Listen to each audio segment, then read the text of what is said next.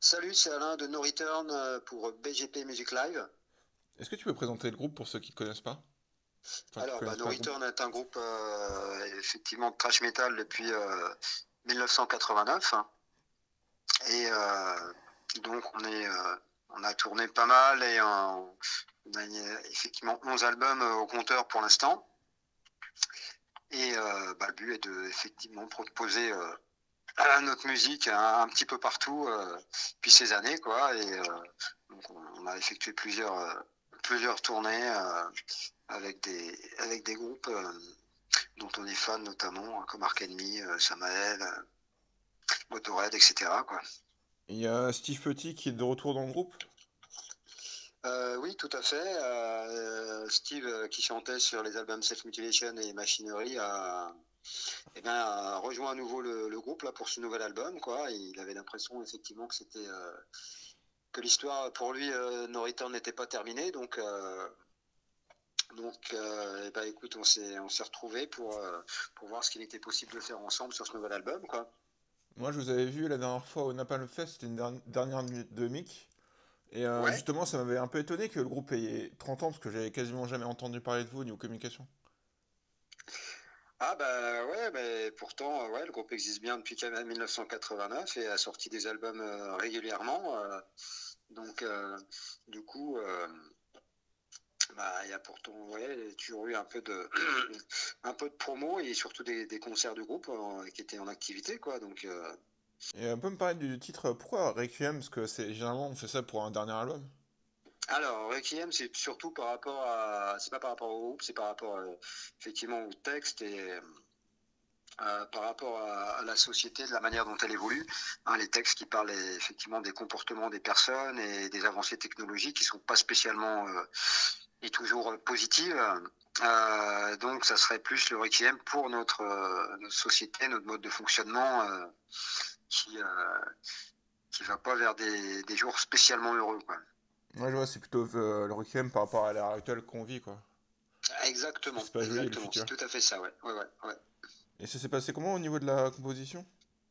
Alors la composition, c'est l'autre guitariste Geoffroy et puis moi donc qui composons la plupart du temps donc les riffs et puis après on propose les morceaux par envoi de fichiers internet aux autres de manière à ce qu'ils nous disent ce qu'ils en pensent et on finalise le tout après en répétition pour ajuster bah ouais les tempos ou les structures éventuelles à changer. Puis après, le chanteur pose ses textes sur la musique qui est établie, quoi.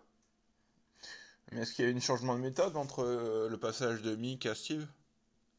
Non, pas vraiment, puisqu'on a toujours travaillé comme ça par fichier, par fichier audio qu'on s'envoyait. Et puis, donc la méthode a pas changé en fait, hein. Après, bon, c'était un peu plus compliqué pour la composition de cet album à cause de la pandémie et des différents confinements, quoi. D'accord, Mais la méthode, elle est restée la même, quoi, en fait. d'accord, parce que des fois quand on change de chanteur, on a tendance à composer d'un autre, un autre style aussi, Ah oui, oui, selon le complètement. Mais chanteur. là, non, la méthode était identique, quoi. Et au niveau de l'enregistrement, vous l'avez fait tout?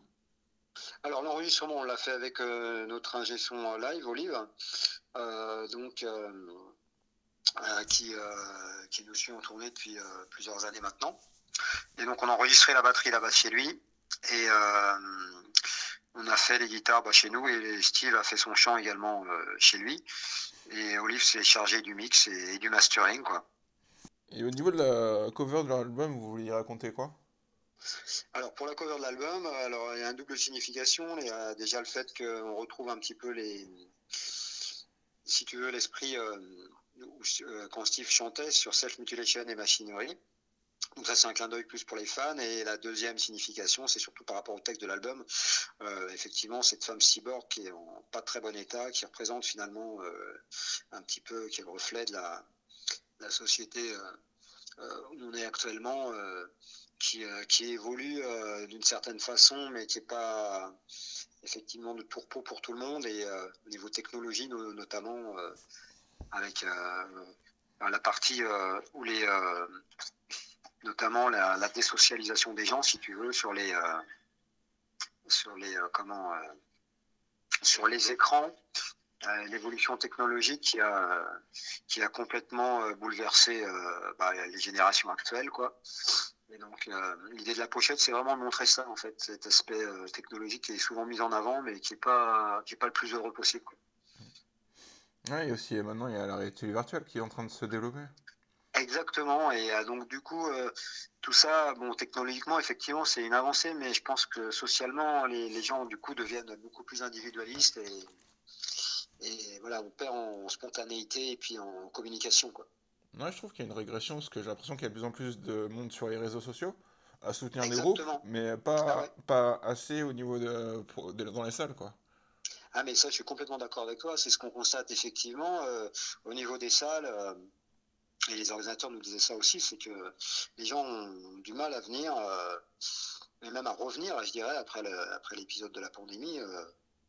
Et c'est vrai que la consommation, bah ouais, des réseaux sociaux et tout pas vraiment amélioré le truc, hein. Les gens maintenant se contentent des fois de regarder des concerts sur YouTube ou sur des réseaux sociaux. Je trouve ça un peu triste, quoi. Ah, la consommation a changé, quoi. Bah Et, ouais, carrément. Ouais. et vous avez fait des préventes pour l'album? Alors oui, on a fait des préventes pour l'album. Il y avait des précommandes et tout, donc et, euh, et donc ce qui est cool, c'est qu'après effectivement là les gens qui avaient reçu l'album ont fait un retour plutôt positif. Donc apparemment l'album plaît bien dans les chroniques et aux reviews qu'on a, que ce soit à l'étranger ou en France. Donc c'est plutôt ouais, très positif pour l'instant, quoi. Ouais, l'album est bien dans continuité. Des fois, ça me fait penser un peu à du Lamb of God au niveau de la voix. Ah bah écoute, Pas merci mal s'il de... te plaît. Ouais, bah c'est vrai que Steve a une palette assez large aussi. Il peut proposer plusieurs choses vocalement parlant. Donc c'est ce qui est intéressant par rapport à No Return pour justement proposer une variété par rapport à ça, quoi. Steve, je l'ai connu sur un autre registre il y a quasiment plus de 15 ans, là, sur Zulefix. Ouais, complètement, C'est ouais, ouais. différent, quoi. Mm. Oui, bah c'était son même groupe aussi, ouais, Zoulefix, ouais, tout à fait, ouais. Mm. Et donc c'est d'un autre registre que No Return, quoi. Mais voilà, il a toujours continué dans la musique aussi. Et là, c'était quoi vos inspirations au niveau de la littérature, des films et de la musique? Alors l'inspiration, c'est vraiment les textes de Steve, c'est vraiment ouais par rapport aux problèmes de société actuels et malheureusement qui perdurent depuis des années. Ça peut être des problèmes au niveau politique, au niveau de la religion, au niveau, bah, on a dit aussi oui de la société par rapport à la désocialisation des personnes au fur et à mesure, par rapport aussi à la condition des femmes. Enfin, il y a plein de thèmes de société que Steve voulait évoquer sur cet album, si tu veux. Et alors, c'est pas du tout des textes à message, tu vois, politique ou autre, hein, ça nous intéresse pas, c'est juste voilà, un instantané et un reflet de ce qu'est la société actuellement avec ses problèmes, quoi. D'accord. Tu peux me parler du clip de The Only One? Alors, bah, le clip The Only One, justement, on voulait avoir des images un peu différentes, si tu veux, des autres clips qu'on voyait, avec justement ce côté on voit un petit peu un côté cyber, si tu veux, et puis des images voilà, pas spécialement lisses et fixes.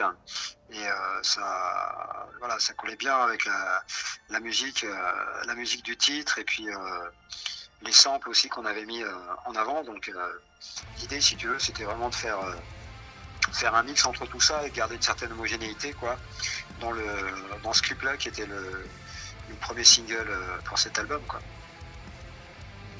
Mais pourquoi vous avez choisi de mettre spécialement celui en avant? Parce qu'il est aussi en première position dans cette liste. Parce que ça, pour nous, ça représentait vraiment voilà, ce que peut présenter No Return en 2021 pour l'ensemble, si tu veux, et en 2022, pardon. Et du coup, dans ce titre-là, t'as un peu toutes les palettes du groupe. Ça peut être du death, du trash, et puis même des fois des guitares qui sont vachement mélodiques, et avec ces samples aussi qui donnent une incursion un petit peu par rapport aux ambiances qui était intéressant. Donc, ce morceau-là nous apparaît, c'est vraiment bien représenter le groupe à l'heure actuelle, quoi. Donc c'est pour ça qu'on l'a choisi pour le premier single, quoi. Ok. Et là, cette liste, elle représente l'ordre de composition ou vous avez fait après? Non, la setlist, on a essayé de l'élaborer de manière à ce que voilà, ça soit assez varié, si tu veux. Ouais, l'album est hyper fluide dans l'écoute. Et bah oui, c'est cool effectivement que tu penses ça, parce qu'on a essayé justement, oui, que ça soit quelque chose qui coule et qu'il y ait des ambiances différentes. Et, ouais, c'est vrai qu'on s'était pris un peu la tête là sur l'ordre du track listing parce que c'était pas évident quoi pour nous. Ouais. Et là, récemment, vous avez fait le Conquérant Metal Fest, c'était comment? Ah bah c'était vraiment sympa. Ouais ouais, on a joué la semaine dernière là, à Falaise là pour le Conquérant Metal Fest et vraiment très bonne voilà, très bonne ambiance avec plusieurs styles différents. Non, non, c'était vraiment cool quoi. Ouais, très bon accueil du public et les organisateurs au top. C'était vraiment cool. Et ça a été au niveau de l'affluence? Il y avait entre 300 et peut-être 350 personnes quoi. Donc voilà, donc bon, l'organisateur apparemment rentre dans ses frais, donc il était plutôt satisfait, surtout que c'était la première fois vraiment qu'il y avait, tu vois, du métal dans cette salle, donc il était plutôt content, quoi. Mais c'est vrai que le retour des organisateurs qu'on a en ce moment, c'est que c'est compliqué aussi pour eux, parce qu'en termes d'affluence, les gens restent quand même, ont du mal encore à revenir dans les salles, et puis sont un peu hésitants, quoi, un peu frileux, quoi. Ouais, alors que pendant le confinement, ils voulaient tous venir en salle, et là, Oui, on voit bien que c'est pas le exactement. cas. Et oui, c'est le gros paradoxe en fait. C'est vrai que moi je m'étais dit les gens vont sortir à fond après cette période de pandémie et finalement on sent encore qu'il y a pas mal de gens qui sont frileux à retrouver les habitudes d'avant. Donc je pense que ouais, le Covid a vraiment cassé un truc là au niveau des affluences. Ouais. Et vous avez d'autres dates de prévues? Alors on a des dates prévues pour l'instant en février 2023. Là, on a des dates plus en région parisienne. Une le 4 février au Bar d'Atomique et une le 11 février au Covent Garden à Éragny. Et puis on en a d'autres aussi prévus, pas plus en avril, là, dans la Marne. Et il y en a d'autres qui vont s'ajouter, mais c'est vrai que là, c'est pas spécialement évident en ce moment, ouais, parce que tous les groupes veulent jouer, ce qui est normal. Et en plus, il y a les reports des tournées qui ont été annulées à cause de la pandémie. Donc ça rend le contexte un petit peu compliqué, quoi. Est-ce que vous avez des vues sur l'étranger? Oui, oui, le but sera effectivement de trouver une tournée à l'étranger. Après, voilà, faut aussi arriver à trouver le bon groupe qui permet de coller avec No Return et qui nous permet de faire une promotion efficace, quoi. Ouais, parce qu'après, des fois, vous pouvez payer pour faire la première partie sur une certaine partie de tournée, mais...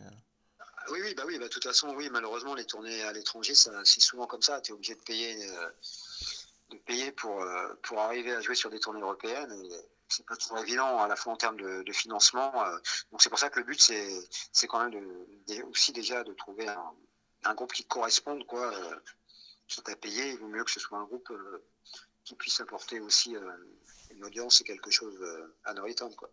Et c'est quoi tes meilleurs souvenirs et puis souvenirs de concert avec No Return? Alors, les meilleurs souvenirs, bah, c'est forcément les tournées que j'ai fait, que ce soit avec Coroner, Ark Enemy ou Cannibal Corpse, le Brutal Tour aussi à l'époque avec Massacra, Crusher, le Blast et No Return. Et pire souvenir, bah, c'est quand, c'est quand sur scène, t'as les deux gratteux qui pètent leurs cordes pratiquement en même temps et que t'as qu'une guitare de spare. Et là, c'est pas facile. Pas J'espère facile à vivre. Ça, ouais, je crois que c'est le pire anecdote. Ouais. j'espère que c'est pas arrivé souvent, ça. Non, non, non, c'est arrivé une fois, mais bon, une fois suffit. Surtout que s'il y a Tu 15 m'étonnes. paires, voilà quoi. Mm. Ah ouais. Après, je sais pas trop ce qu'il fait, l'autre guitariste, quoi. Enfin, t'avais fait quoi comme solution? Eh ben, en fait, bah, y en a un qui avait pris la spare et puis l'autre il changeait sa corde rapidement, quoi. Mais c'était vraiment très rock'n'roll, quoi. Ouais, je vois. Je te laisse le mot de la fin pour l'interview. Bah écoute, bah, merci à toi en tout cas. Et puis, bah voilà, que les gens n'hésitent pas à écouter l'album et surtout à venir nous voir en concert si on passe près de chez eux, quoi.